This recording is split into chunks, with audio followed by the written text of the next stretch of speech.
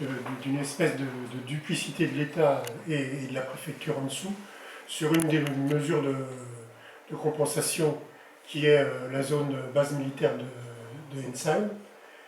En fait, dans le texte, on voit que Arcos aura jusqu'à fin 31 décembre 2017 pour acquérir. Est-ce qu'ils aillent... Alors, dans des documents que j'ai eus moi par ailleurs, venant du ministère de la Défense, le ministère de la Défense appelle à la publicité et à l'appel d'offres. Or, tout laisse penser, appel à concurrence, appel d'offres, tout laisse à penser qu'il n'y aura pas et qu'il y aura une délégation de priorité. On verra bien. En tout cas, c'était parti sur ces voies-là, quoi. Donc c'est quand même absolument affolant. D'autant plus que dans le principe général de la DUP, on prend une déclaration d'utilité publique parce que les travaux sont urgents. Et quand Maurice dit qu'on est arrivé à 10 ans, on est quand même dans quelque chose de complètement absurde. Il faut se concentrer sur la problématique d'aujourd'hui, parce qu'on peut traiter les compensations sur un autre dossier, parce que ça, oui, mais comme disait Maurice, il aurait fallu qu'elles soient mises en place. On parle de tout, ça va être très compliqué. Oui, mais il aurait fallu qu'elles soient mises en place avant de commencer.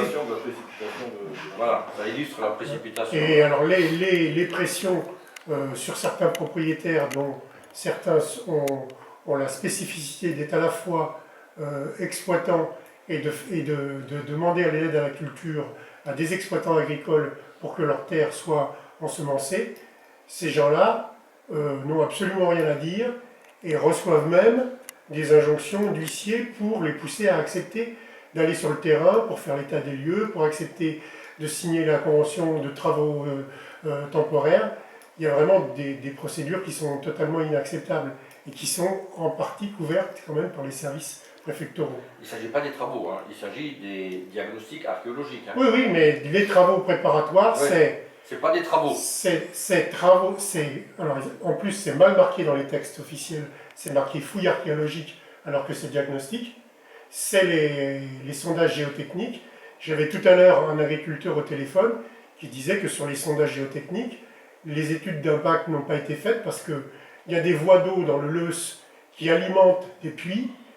Les premiers sondages qui ont été faits, notamment sur des terres qui sont sur Grissheim, peuvent mettre en cause ces voies d'eau et donc l'alimentation de puits qui servent d'un côté sur de l'irrigation pour des productions légumières ou pour des élevages de petite taille qui ont besoin d'eau, notamment en poulet.